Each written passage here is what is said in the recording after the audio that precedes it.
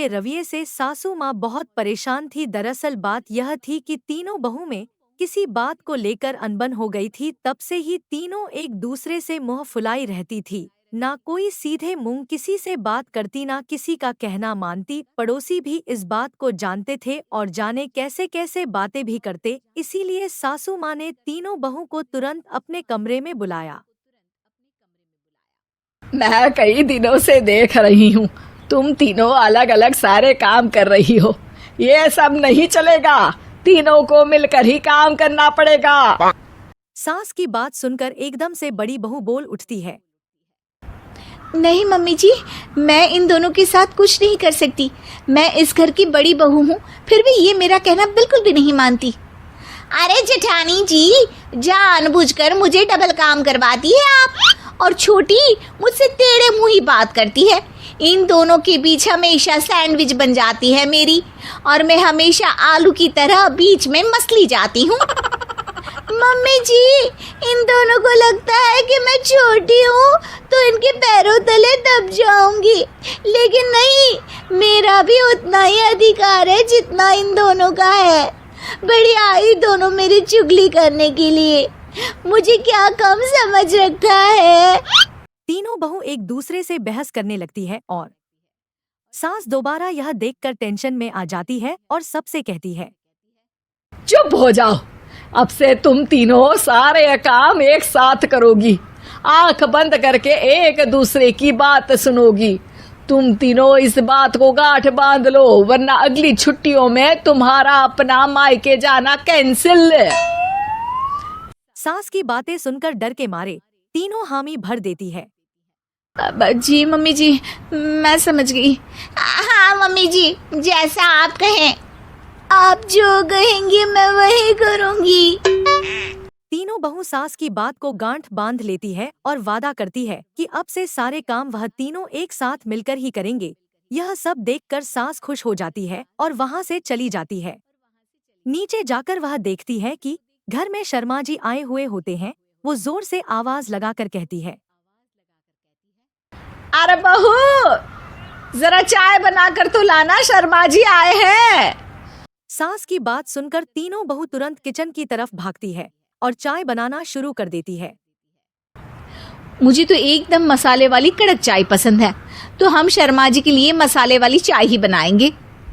अरे नहीं दीदी, गर्मी के मौसम में मसाला चाय कौन पीता है?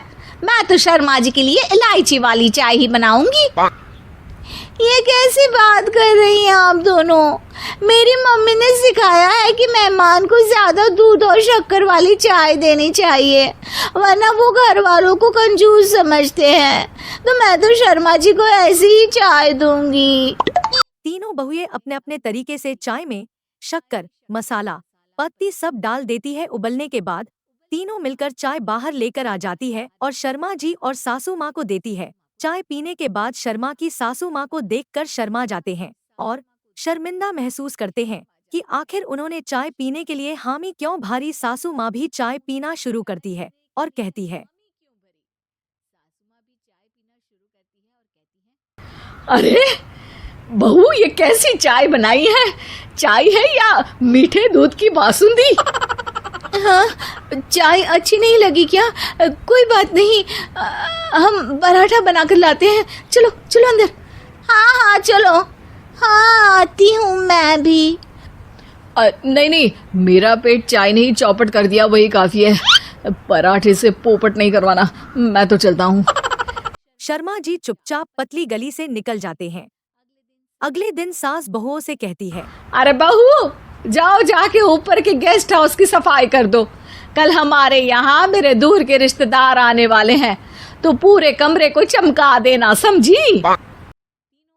तीनों बहू सास की बात को मानकर ऊपर सफाई करने चली जाती है और तीनों कमरे की सफाई चालू कर देती है। बड़ी बहू मकड़ी के जाले साफ करती है तो बीच वाली झाड़ू लगाना और छोटी वाली सर्फ डालकर जमीन धोना शुरू कर देती है। अरे दीदी, जेठानी जी, अभी मैंने पूरी फर्श धोई और आप फिर से धूल नीचे गिरा रही हैं। और मछली जेठानी जी, आप बिना झाड़ू की धूल यहाँ छटक रही हैं। अरे तीनों को साफ करना है, एक साथ सफाई करते हैं ना।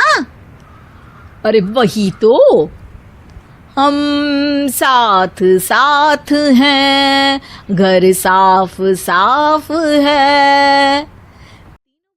तीनों बहू ऐसे ही काम में उलझ जाती है और 2 घंटे तक एक ही कमरे की सफाई करती रहती है। बहुत देर से अपनी बहुओं को ना देखने के कारण सास ऊपर कमरे में उन्हें देखने जाती है, लेकिन कमरे में घुसते ही वो गीली फर्श पर फिसलने के कारण नीचे गिर जाती है। ओरी मोरी मैया, हड्डी मरोड़ के रख दी। आए मेरी तो कमर ही टूट गई रे। तीनों बहुएं सास को उठाती है और बिस्तर पर सुला देती है। अरे मेरे हाथ पैर दर्द कर रहे हैं, दबा दो, आराम मिलेगा। हाँ जी माँ जी। अरे जी माँ जी माँ जी। और तीनों बहुएं एक साथ सास के हाथ को दबाना शुरू कर देती है। माँ की तो चीख ही निकल जाती है और नतीजा यह होता है कि सास के बचे हुए शरीर में भी दर्द उठ जाता है। हाय राम, ये क्या कर दिया तुम तीनों ने। अरे मेरी तो किस्मत ही फूटी है कि तुम जैसी बहुएं मुझे मिली। हे भगवान, पूरे शरीर में दर्द बढ़ गया है। अब तो पता नहीं कि चल भी पाऊंगी या नहीं। माफ करो, मुझे गलती हो गई मुझसे कि तुम तीनों को एक साथ काम करने के लिए बोला। सोचा था तीनों मिलके अच्छे से काम करेगी, लेकिन बड़े बुजुर्ग सही कहते थे कि 3 तिगाड़ा काम बिगाड़ा। तुम लोगों ने ये बात ना आज साबित करके दिखा दी। तुम तीनों को तो समझाना यानी मानो भैंस के आगे बीन बजाना है। तुम्हें अकेले अकेले काम करना है ना, तो अब से तुम अकेले ही अपना अपना काम करो। तीनों बहुएं वहाँ से जाने लगती है। अरे कहाँ जा रही हो? आप ही ने तो कहा कि अपना अपना काम तो मुझे मुल्तानी मिट्टी लगानी है।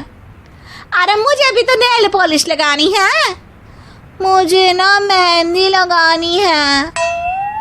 सास अपना सिर पीट लेती है और कहती है, अरे मुझे भी लगाना है कुछ। क्या माँ जी? क्या माँ जी? क्या माँ जी? तुम्हारे घर वालों को फोन तुम्हारी हरकतें बताने के लिए।